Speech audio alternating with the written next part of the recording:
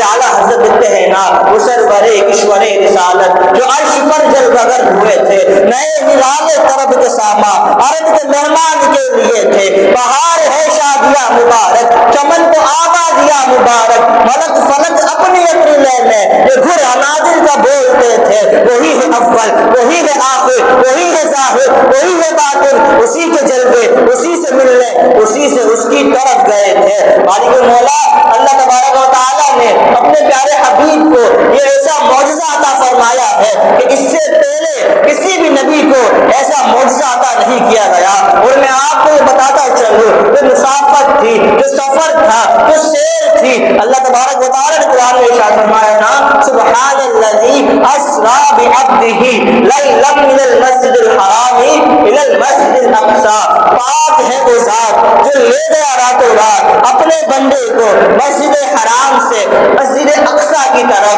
قرآن پاک کی اس آیت مبارکہ میں معراج کا تذکرہ موجود ہے۔ اب کوئی بھی بے بنیاد باتیں نہیں کر سکتا، کوئی بھی جاہل یہ بات نہیں بول سکتا کہ معراج کا سفر کوئی شے نہیں ہے۔ قرآن کی آیت اس بات کا استدلال کر رہی ہے کہ اللہ نے اپنے حبیب کو سفر معراج کروایا ہے، اور اتنی لمبی مسافت کی سیر اللہ تبارک و تعالیٰ نے 3 دنوں میں نہیں، 2 دنوں میں نہیں، 1 دن میں نہیں، 24 گھنٹوں میں نہیں، 12 گھنٹوں میں نہیں، 6 گھنٹوں میں نہیں، بلکہ ایک آن میں حضور پاک کو اللہ نے اپنا دیدار کروایا ہے۔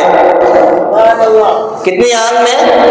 1 سیکنڈ میں اللہ تبارک و تعالیٰ نے اپنے پیارے حبیب صلی اللہ علیہ وسلم کو اپنا دیدار کروایا ہے۔ علماء فرماتے ہیں کہ جب معراج کی رات جبریل امین چھت سے تشریف لے کر آئے تو جب معراج کے لیے لے کے گئے پورا واقعہ ہوا، جب حضور واپس لے تشریف لائے تو کتنا آن تھا، کتنا ٹائم تھا، کتنا ڈیوریشن تھا۔ علماء فرماتے ہیں حضور کا بستر ابھی گرم کا گرم ہی تھا، جو پانی تھا وہ ابھی لہریں ہی مار رہا تھا، اور جو وہاں پہ کنڈی تھی وہ ابھی ہل ہی رہی تھی۔ اتنے وقت میں، اتنے چھوٹے سے وقت میں، سیکنڈوں میں اللہ تبارک و تعالیٰ نے اپنے پیارے حبیب صلی اللہ علیہ وسلم کو معراج کروائی تھی۔ تو اس بات کو بے بنیاد جاننا کہ معراج کوئی شیء نہیں ہے، معراج تو نہیں کروائی حضور صلی اللہ علیہ وسلم کو، کوئی معراج کو مانے یا نہ مانے، اہل سنت والجماعت کا عقیدہ ہے۔ تو قرآن پاک کی اس آیت سے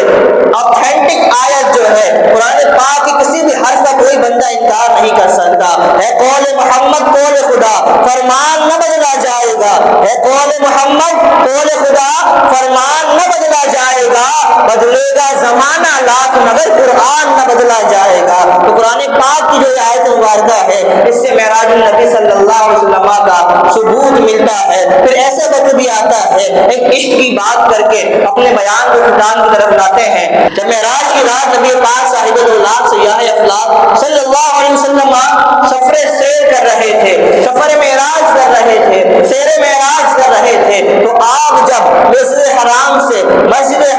مسجد اقصیٰ گئے، پھر وہاں سے ساتوں آسمان پہ گئے، پھر وہاں سے عرش پہ گئے، پھر وہاں سے اعلیٰ علیین پہ گئے، پھر وہاں سے آپ لامکہ کو پہنچ گئے، سر لامکہ سے طلب ہوئی، سوئے منتہا وہ چلے نبی، کوئی حد ہے ان کے عروج کی، بلغ العلا بکمالہ، آقا گئے معراج پر، بلغ العلا بکمالہ، کشفت دجا بجمالہ، حسنت جمیع خصالہ، صلو علیہ وآلہ۔ حضور پاک صلی اللہ علیہ وسلم جب سفر معراج فرما رہے تھے، سیر معراج فرما رہے تھے، تو ایک ایسا وقت بھی آیا، اعلیٰ حضرت نے بڑے ایک پیارے شعر میں اس کی تشریح کی ہے، ایسا منظر باندھا ہے، ایسا سما لیا ہے، ایسا سینیریو بنایا ہے کہ عاشق کا دل مچل اٹھتا ہے۔ چاند پہ تو اعلیٰ حضرت نے کئی اشعار لکھے تھے، چاند میں حضور صلی اللہ علیہ وسلم کا ایک معجزہ یہ بھی ہے کہ آپ نے چاند کو 2 ٹکڑے کر دیے تھے۔ آج بھی سائنس اس بات کو ایکسپٹ کرتی ہے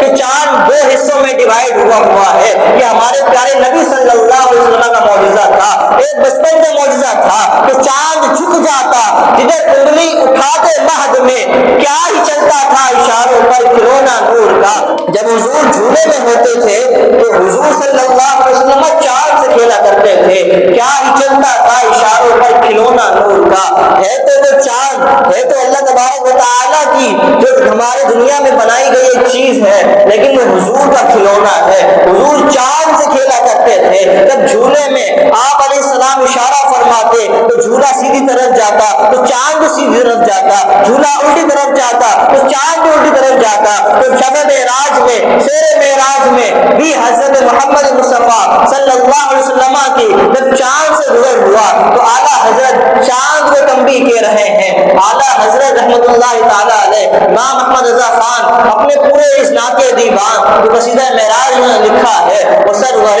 کشور رسالت جو عرش پر جلوہ گر ہوئے تھے, نئے نراد طرف کے ساما عرب کے مہمان کے لیے تھے. آپ نے بہت سے اشعار لکھے ہیں, ہر شعر کی تشریح ادھر مقصود نہیں ہے, ہر شعر کی تشریح ادھر ممکن بھی نہیں ہے, لیکن ایک شعر جو چاند کی مناسبت سے کہا, چاند کو جھنجھوڑ رہے ہیں, چاند کو تنبیہ کر رہے ہیں, اے چاند کتنا بے وقوف ہے, کتنا کم عقل ہے, کتنا پاگل ہے. حضور تیرے پاس سے گزرے تھے سفر معراج پہ, حضور تیرے قرب سے گزرے تھے, تو تجھے چاہیے تھا کہ تیرے چہرے پہ جو داغ دھبے ہیں, تیرے چہرے پہ جو دھول ہے, تیرے چہرہ جو اتنا بگڑا ہوا ہے, تیرا چہرہ صاف نہیں ہے, تیرا چہرہ کلین وائٹ نہیں ہے, تجھے چاہیے تھا جب حضور تیرے پاس سے گزرے تھے, حضور کے قدموں پہ جو دھول تھی وہ اٹھا کے اپنے چہرے پہ مل لیتا تو بالکل صاف ہو جاتا.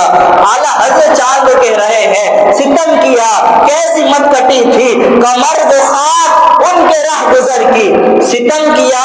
کیسی مت کٹی تھی کمر وہ خاک ان کے راہ گزر کی. اٹھا نہ لایا کہ ملتے ملتے یہ داغ دیکھتا سب مٹے تھے, اٹھا نہ لایا کہ ملتے ملتے یہ داغ دیکھتا سب مٹے تھے.